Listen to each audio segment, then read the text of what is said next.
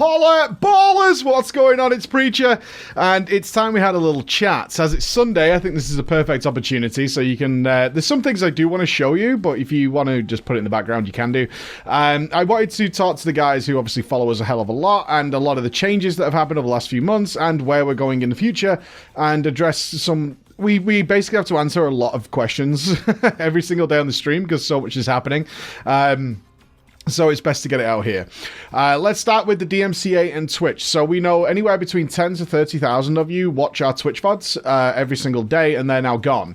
Recently, there has been a big push. It's not surprising. This has been coming for a long time. I'm a little less angry about it than some people.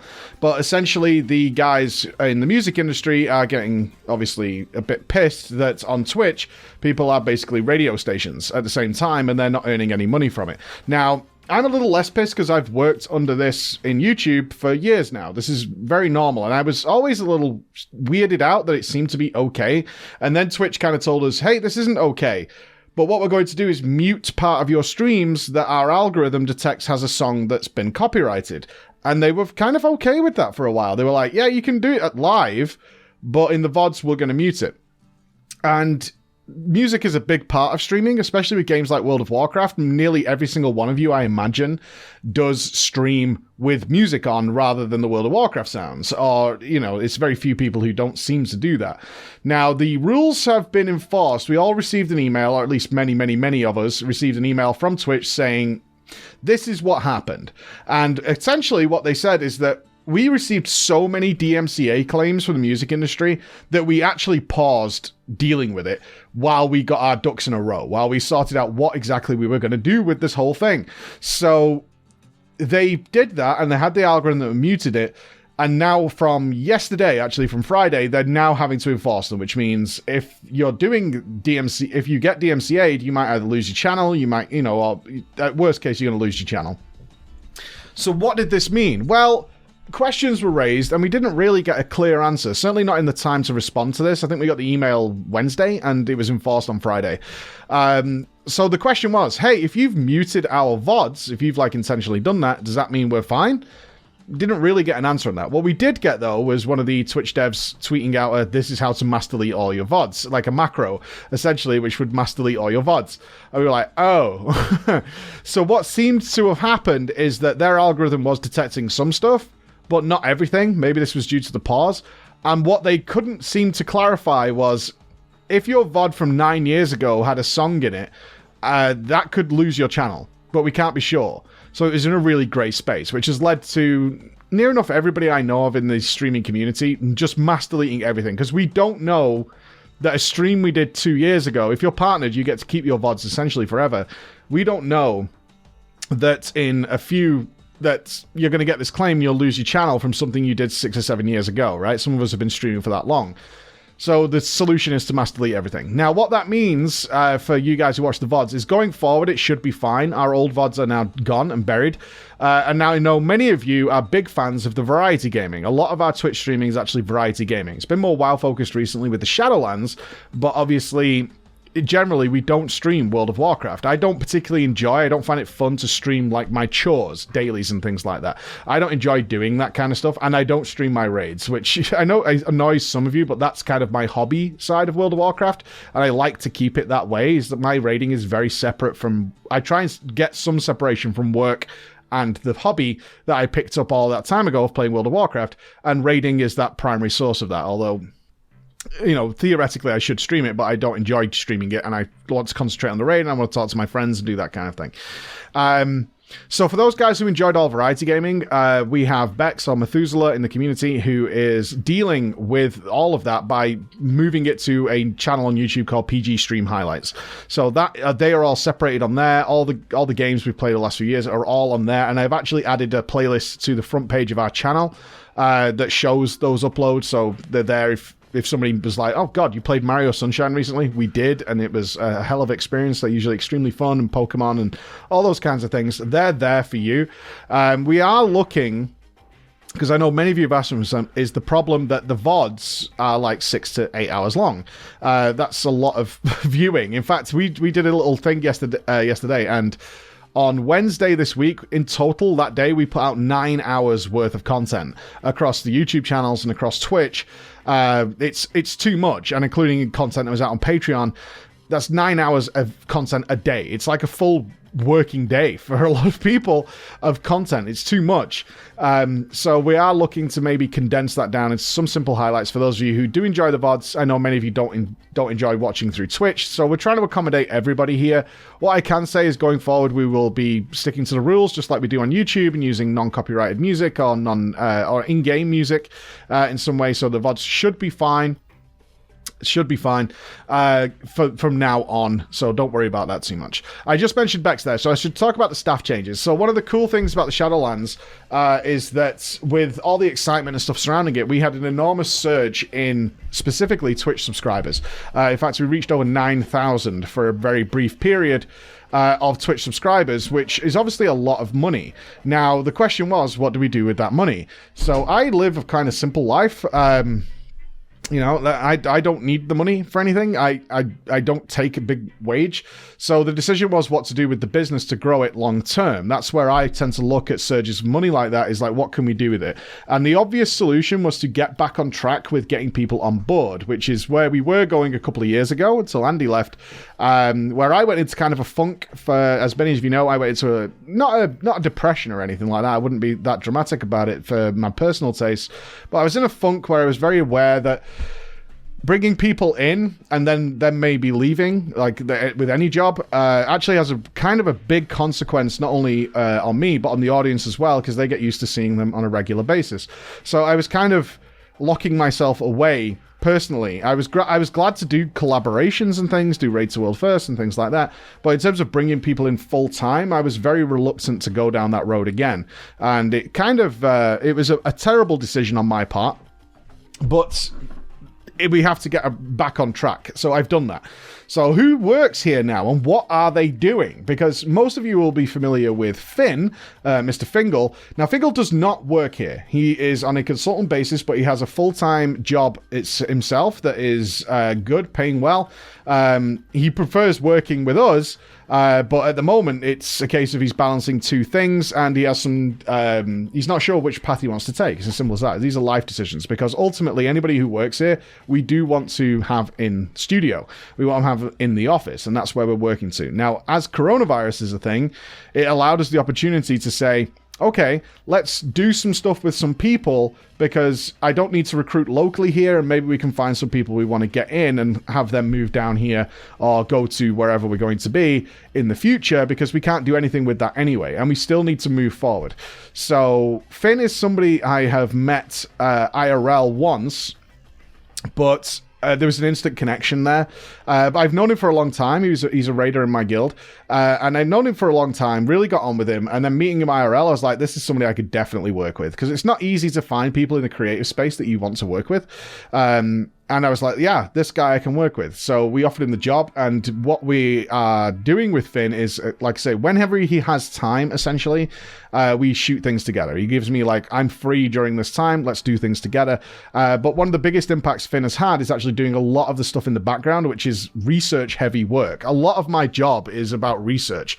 It's not a case of you get a lot of YouTube channels, I'm sure, that you just read the Wowhead posts or a tweet and then make a video on that tweet.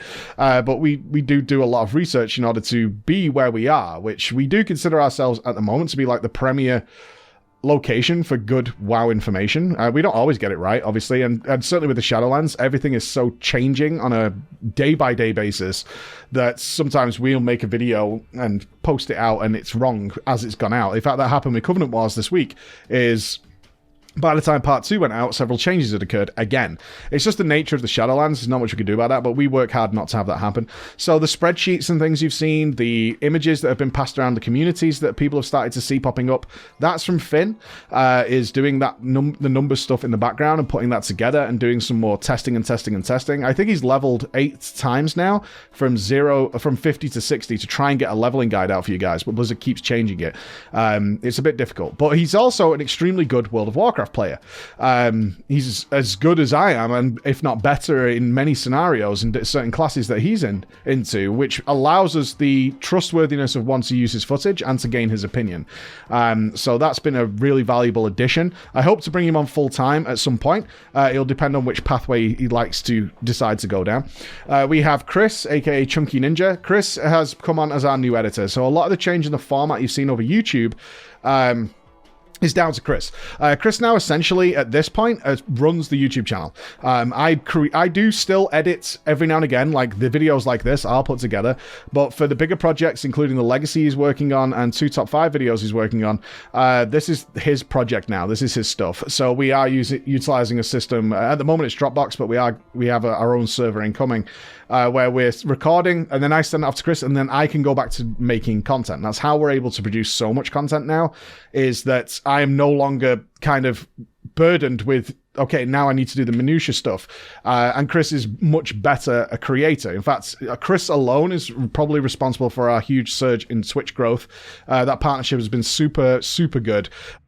Why would anyone play Frost over Unholy? In the must. Fucking kill you, Chris! I swear to God! I will fucking kill you! I swear to fucking God! And anybody who's been watching our streams knows exactly who Chris is, and a wonderful addition to the team. He is full-time. We have also brought on Mike, aka Nups. He is based in Holland.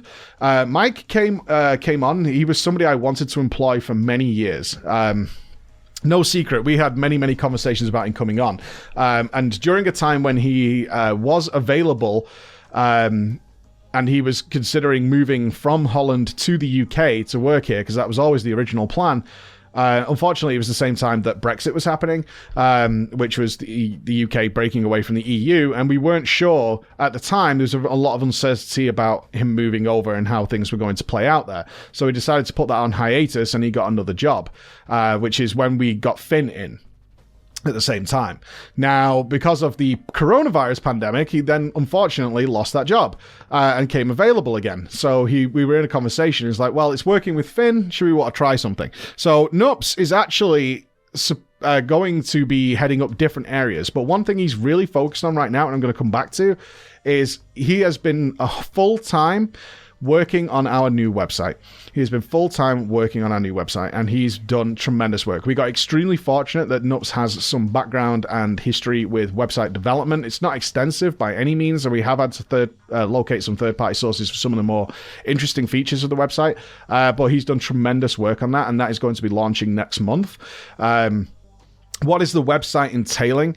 I also want to bring out, there are some other people who are involved in the background, but they're not full-time. The primary team right now is me, Nups, Chris, and Mike. Me, Nups, Chris, and Finn. My apologies. We do have Bex, who is doing part-time stuff, who is managing a lot of the PG stream highlights, things like that. So we don't have that. I'm not taken up by that time specifically. Exporting highlights and stuff is not a hard job. It just takes quite a bit of time. You have to wait for them to export, and then you have to sort them out and figure them out. There are things I'm sure you'd prefer me to creating videos instead of doing that stuff. So Bex is doing that stuff for us. And everybody right now has their place and is doing really, really well. Super happy with the people we've brought in. In fact, I'm more happy making content now than I ever have been. I am absolutely over the moon with the way things are, because the team is awesome.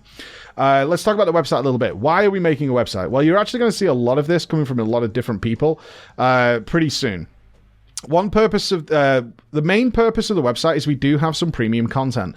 I'm going to be talking about one in particular called Legends of Warcraft in a moment, but the premium content generally is not WoW related.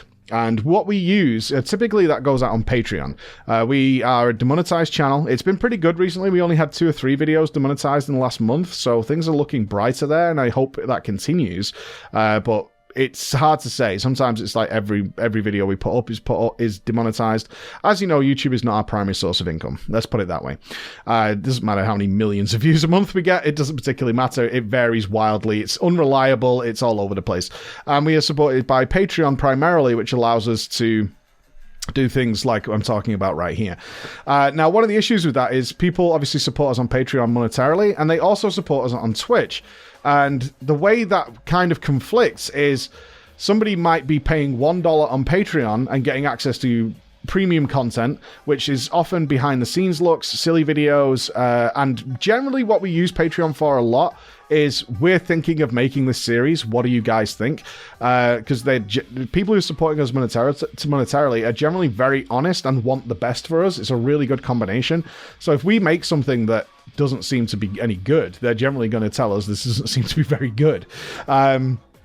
So that's what we use it for. However, if someone's supporting us on Twitch for $5 a month or more, they don't get access to that, and that doesn't work in my mind. That's completely unfair.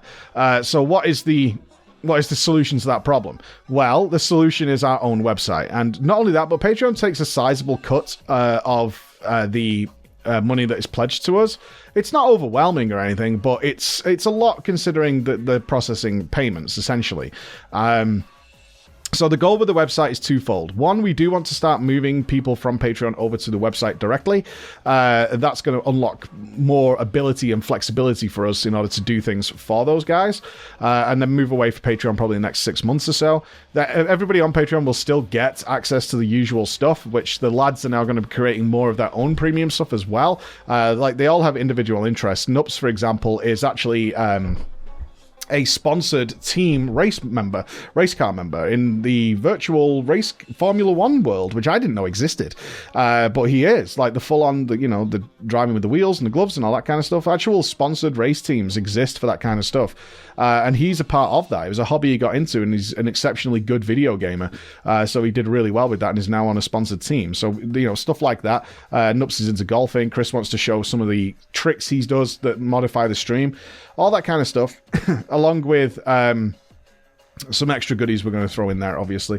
So what the website will do is not only give the guys who support us either externally, like currently through Patreon, they will get that exactly through the website as well. But anybody who's subscribed on Twitch, this is something we're pioneering. Interestingly enough, nobody's done this yet, and we've approached a lot of people, and we are kind of pioneering this, is that we have now managed, through a lot of coding work with various coding and developers, we have coded the website so your login will check whether you're a Twitch subscriber or not, and that will automatically grant you access to that content. I know some people get miffed, so I should address this. People get miffed as like, why are you locking away content? We don't lock away anything we think is something that YouTube would enjoy as the wider audience. They're a very different audience, and I want to make that super clear. They're a very, very different audience. But ultimately, a lot of the stuff we do doesn't survive without Twitch and Patreon, because YouTube doesn't generate that revenue. It just doesn't work. So it's a case of these things need to happen for most of what you see on YouTube for free to happen.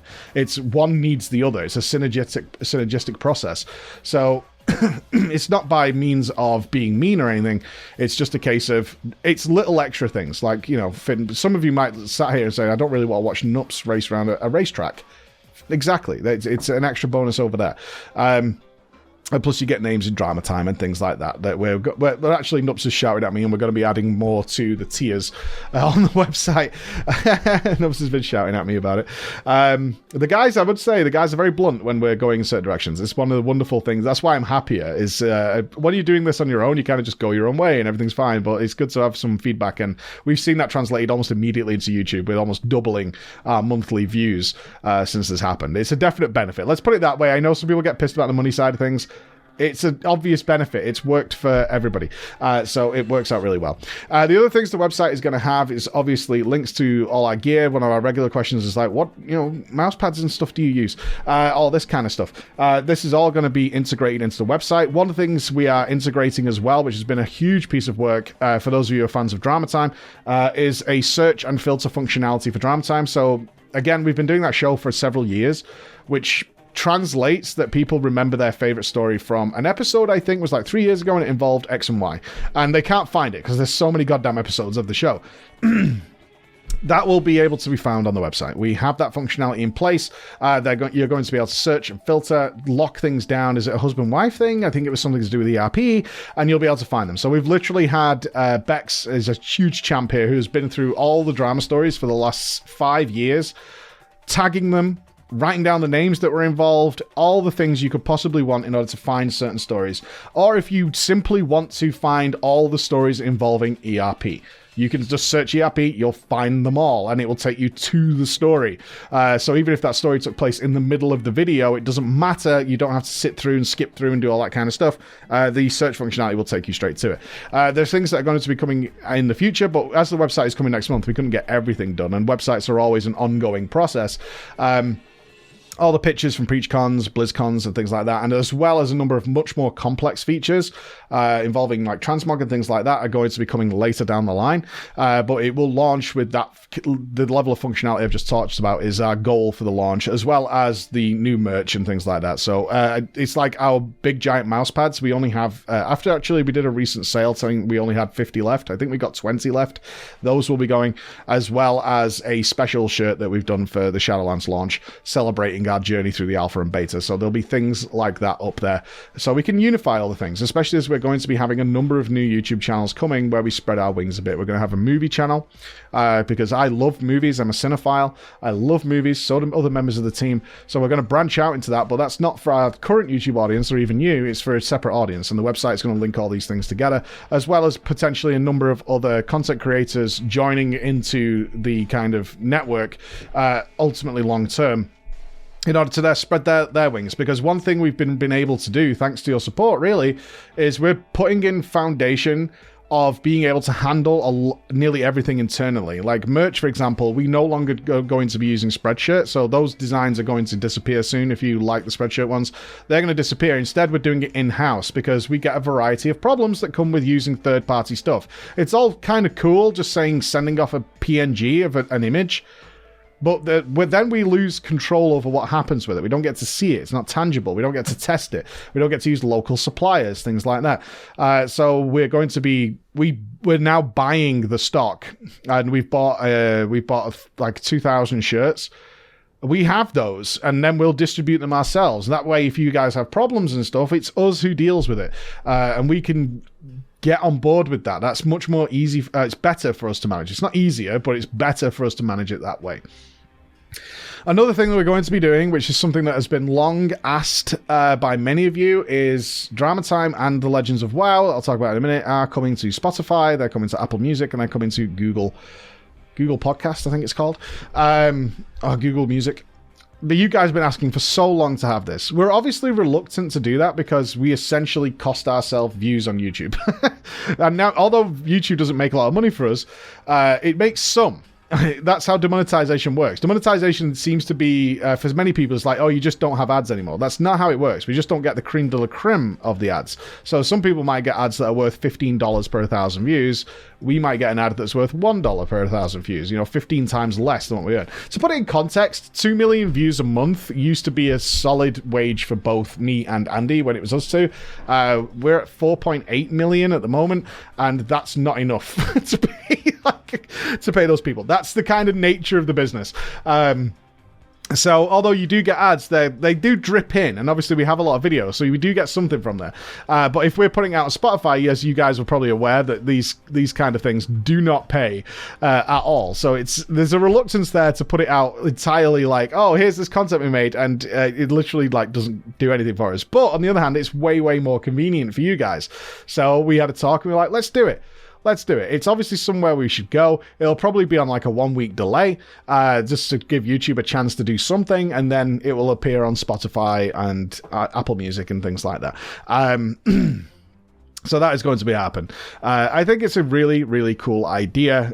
We may get, in the future, if it becomes a problem, we may have to resort to getting like a branding or something like that, like Audible or something, whoever's around at the time, just to say this show is brought to you.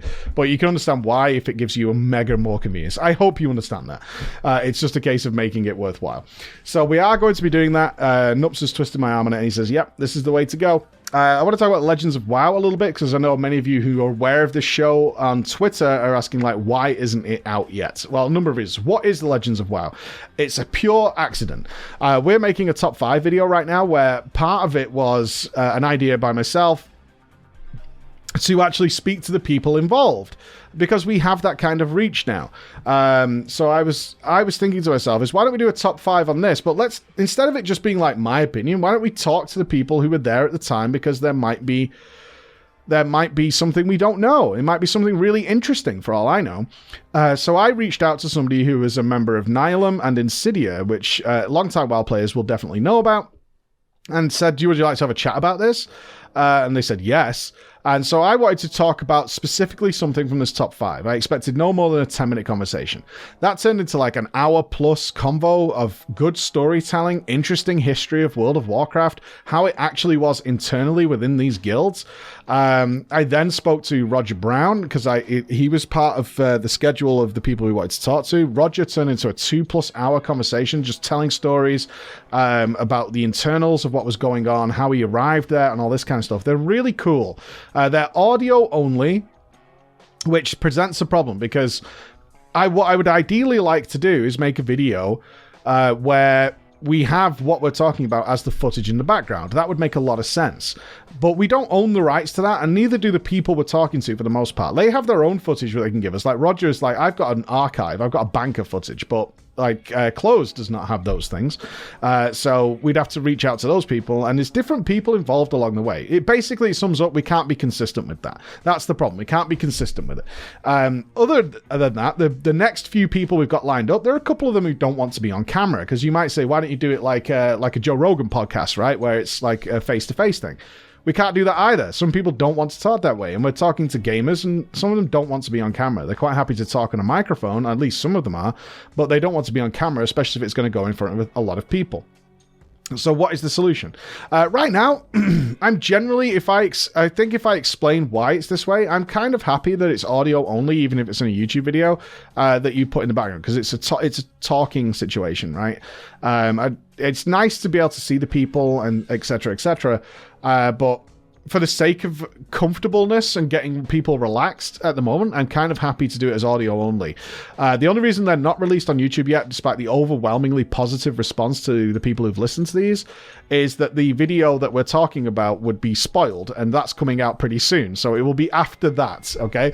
We don't want to spoil the video unnecessarily to get these things out. What it does mean, though, is we have a few of them banked, ready to go out. So you're at the moment I've recorded 3. I've done one with Close of Nihilum, who was there for the World First Kel'Thuzad, and then went on to Insidia. I've done Roger Brown. We've spoke to Scripe about the journey Scripe's been on, which is kind of interesting. Upcoming, I have Zayu we're going to be speaking to. World-class PvPer, really interesting guy. Can't wait to talk to him. We're going to be talking to Kuznam, raid leader of Serenity. Obviously was Method for a while. There's that whole transition. Looking forward to speaking to him about that. We're trying to speak to some people from Paragon, and also Zalgradis. For many of you, if you are classic World of Warcraft fans, I don't think I need to explain to you how influential Zalgradis was on creating WoW content in video form, and took it to the next level. And also the dominance of the Alakir server, which became renowned in the EU, especially as the server to be feared, and he was a part of that. There's a lot to tell there with Zal, and it's a little selfish of me, because I'm talking to people I want to talk to, and we have a huge list of people that are people we want to talk to. So we're going to try and continue that series on. But for the moment, it's going to be an audio only, and then come to Spotify and Apple Music and stuff later on. I want to finish on the launch party. When the Shadowlands date is announced, we are, of course, going to have a launch party. I have been sent so much stuff by Blizzard EU recently, which is more the horrible that their offices are so under threat right now for losing their jobs. They've been incredibly kind to us. But I've got, like, Shadowlands Collector's Edition sat here. I've got Blue Yeti Shadowlands microphones. I've got press kits with wonderfully made holograms and things that can go on your walls, and they've sent us like canvas pictures. I might keep some of it for when we get premises going forward, but that's all for the launch party. We'll give it away, and we'll have a big old thing while we celebrate the Shadowlands coming out. So I think that's the big stuff I wanted to talk to you about here. It's the stuff I get asked about. I will mention the UI here. Just keep checking the video. We constantly do updates. When we're really happy with where it is, every now and again we find another little bug that needs tweaking. Unquestionably going to happen, considering it's a UI that's supposed to last throughout the entirety of the Shadowlands, contains all the legendaries, the soulbinds, all that kind of stuff. So every time we do a little tweak, we're updating it on the YouTube video. That link has been updated. So if you got the initial version the later version that it has been updated on there.